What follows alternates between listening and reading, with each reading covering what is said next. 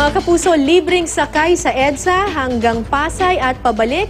Yan po ang regalo ngayong Pasko ng GMA News TV. Sakay na sa pasabay sa Pasko Bus.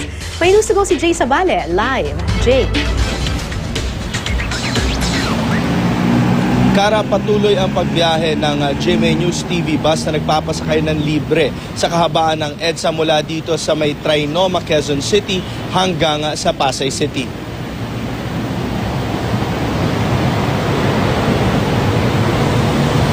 Malamig ang aircon, may wifi, maluwang, double-deck bus, pa-candy at higit sa lahat, libre. Oo, libre ang sakay sa bus na ito.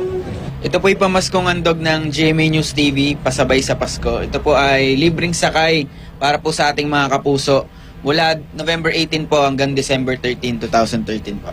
Ang biyahe ng bus ay nagsisimula sa terminal sa may Trinoma at umiikot hanggang sa Rotonda sa may Diosdado Macapagal, Pasay hanggang makabalik muli sa Trinoma.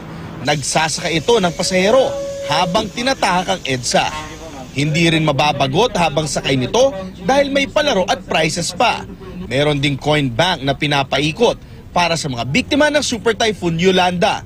Tinatayang nasa 8,000 commuters na ang naserbisyohan ng GMA News TV bus simula noong November 18. Ang ilang pasahero naging suki na rin tulad ni Aling Lorna na inaabangan ito lagi.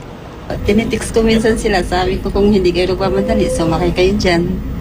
Maganda naman at saka okay lang yung biyahe.